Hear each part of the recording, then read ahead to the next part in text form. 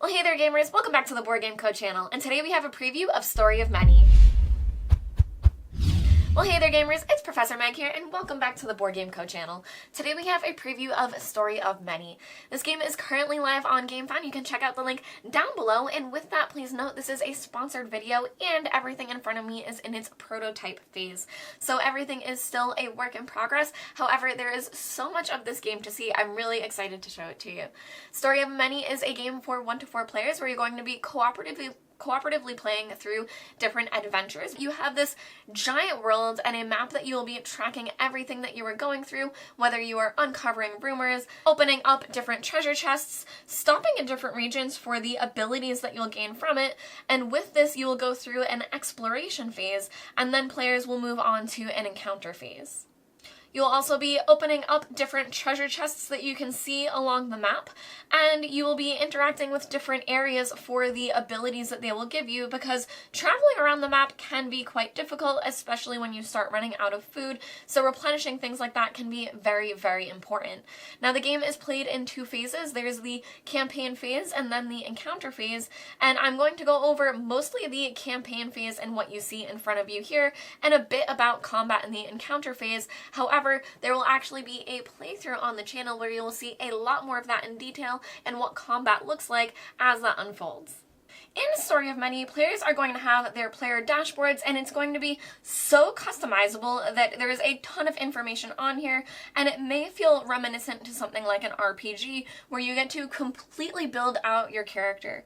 You can see that there's a rogue here, but just to show you a blank character sheet as well, this is one for a sorcerer, and you can see on the back that there are all of these trees that you will be gaining different abilities and choosing what you'll be adding to your character. So this can just give you an idea of how customizable the characters can become and the replayability even within the different classes that you play, because you will be always selecting different trees if you want to.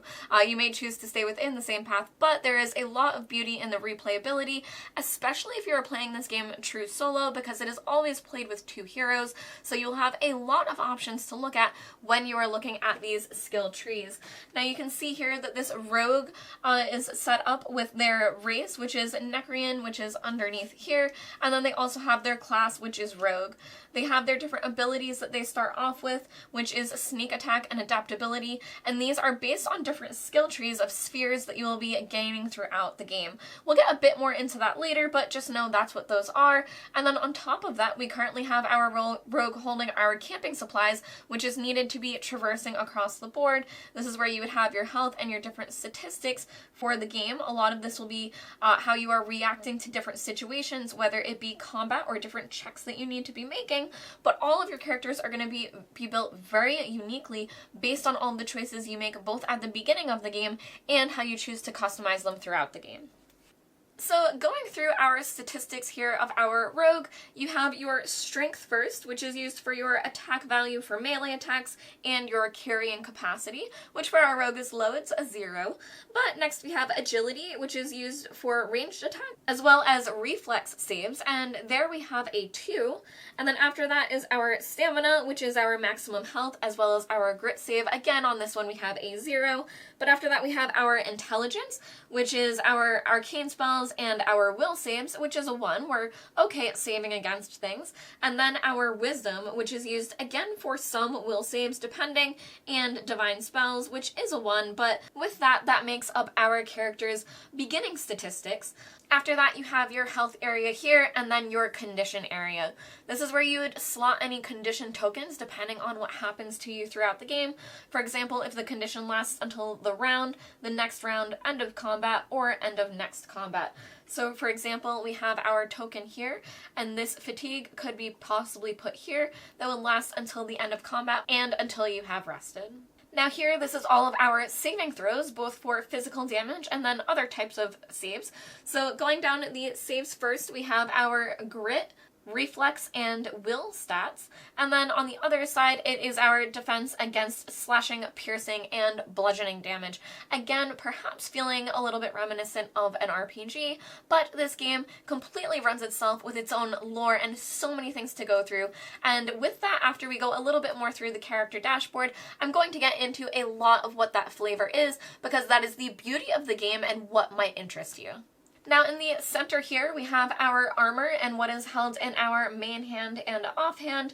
So you are able to fill your hands with different weapons, and our rogue here has their shurikens, so they're able to slot those in and have those available. Also here we have our skills and traits that you would have based on what you built out for your character.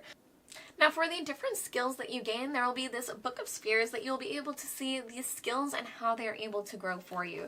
So just to look at an example that is in the book, you are able to create undead. And when you do this, you can summon a skeletal guard and draw a summon to card, which means you are able to start summoning skeletons throughout the game.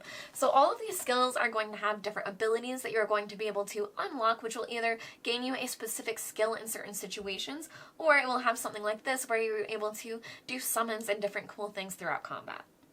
Now during the campaign phase, players are going to use the party marker to move around the regions to interact with different things. So they will make choices to maneuver around the board, interacting with different things such as rumors, which could trigger a whole number of different things such as dungeons or battles or skill checks, and we're going to interact with one of those now. But that's one of the things that you'll be doing as you move around the board. So if we move here over to the Badlands, there is a rumor sticker here. So we will go over to our Book of Rumors and find the Barrow of the Sand Serpents. So we will go to the back over here, and it has this chart here for you. So for us to be able to go there, it would be in the Badlands. So we will turn to page 7. All right, and so we will read the entry for Badlands. Carp Ender. You find yourself outside a desolate graveyard, its neglected state accentuated by the cold light of the moon. A dilapidated stone wall encircles an abandoned church, its scorched facade a testament to past horrors. A blanket of fog billows from the graves, queerly rolling towards you. In a matter of seconds, you are surrounded by a heavy film of white fog, totally obscuring your field of vision. All is silent, but for the occasional moans of things that shuffle in the distance, things of the night and fog. Will you attempt to move toward the derelict church? Attempt to enter into the neglected graveyard, stand your ground and wait for the mist to clear, or flee as far as you can from this macabre place? I think that we should attempt to enter into the neglected graveyard. So after that, let's see what happens. Alright, so since we are choosing option 231, we are now going to go into the book and find clue 231 to see what will happen to us. Here we go. Blinded by the fog that clings to your every movement, weighing heavily on your spirit, you shuffle through the maze of tombstones. With nothing to guide you other than your morbid curiosity, the hours slip away. Whoop. Sorry, friend. Unnoticed, as if you were trapped in a profane nightmare. As the day breaks, you feel tired beyond measure. Now, due to this, all adventurers will be fatigued and weakened. So everyone is going to be worse for the wear for this, and time will also pass by on your calendar. So you will check this off, and as these get progressively checked off, you will also read different entries as this unlocks things for you. So you can see where the story really drives you forward, both based on the decisions that you made, which may or may not be the right choice for you, or you might make some really great choices that lead you towards something that really helps your party in a time that you need it. Now, all of these stickers that are on this main board are also removable, so once you complete that rumor, you are able to take it off of the board. You're also able to place other ones later that are uncovered in different areas, and as you move through those different areas, you can take them off every time that you interact with them. I think this is a really cool mechanic of not only placing the stickers down, but also removing them, but if you don't like that mechanic, you are also able to track everything instead on paper if you'd like.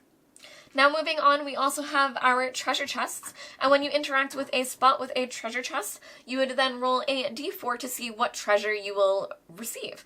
So we rolled a 3, which is absolutely great for us, and then you will grab this treasure bag and draw 3 tokens to see what the party would receive. So taking a look at this, we would receive these 3 different items. Now, taking a look here, this one is a potion of healing, which would heal 15 health when someone would need it, which is something that can be held onto. After that, we also have a hematite, which is a 3 valuable, which is something that you'll be able to exchange later on.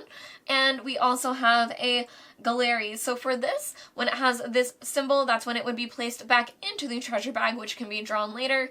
But this would be 1d6 times 3 gold. So we would then use our d6 and roll this, and we got a 3. So it would be 3 times 3, or 9 gold gained for us. And then this token would be placed back into the bag.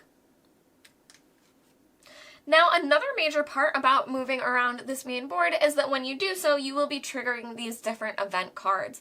So I'm going to read a few of these for you just so that you get a sense of what will be happening. But as the party moves around the board, these event cards will be triggered. For example, you have here Rumor Mongers. Place a rumor sticker on a random region. To be able to do so, you would roll a 2d10s to determine a specific random area. So you would use this and place a rumor sticker somewhere out along the board. Now, when you are placing these rumors, you may place them very close to you depending on the random roll, or they could be a lot further away, meaning that that may guide you to a certain area that you weren't necessarily going to before. Another example of an event would be Traveling Healer, Heal All Health, which is a fantastic event. But to keep going, we also have Thunderstorm, Remain on the previous region. So this is one that would cost you to spend time on your calendar and be stuck in the region that you are in. You are not able to move out, and the event causes you to spend a bit more time there.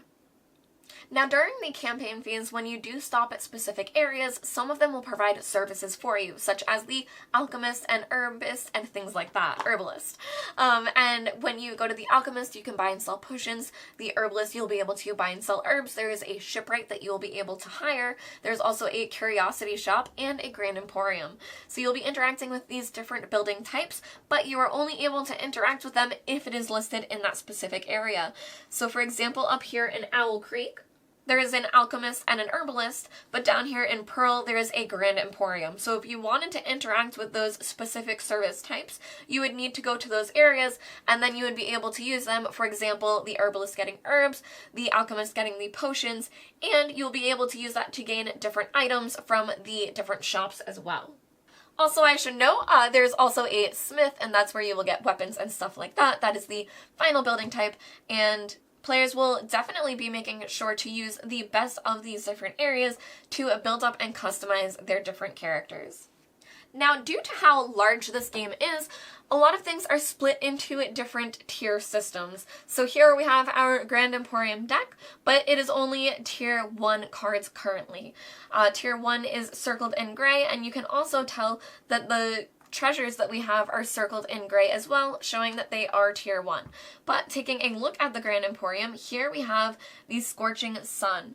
This would count as a light spell and dispels any magical darkness and other effects designated by the text. So this is something that you are able to gain from the Emporium, but something else you are able to gain is sulfur, used in alchemy and traps. So this is a base ingredient that you would be able to use to add to different things. And continuing through, we also have magnesium, which is something that, again, you would be able to use in those different instances. We also have here the Canine Idol, and this one is an insignia of the wolf army that has torn Tarkia apart. Gain plus or minus 1 influence on reaction rolls versus enemies with the keyword Wolf Warrior.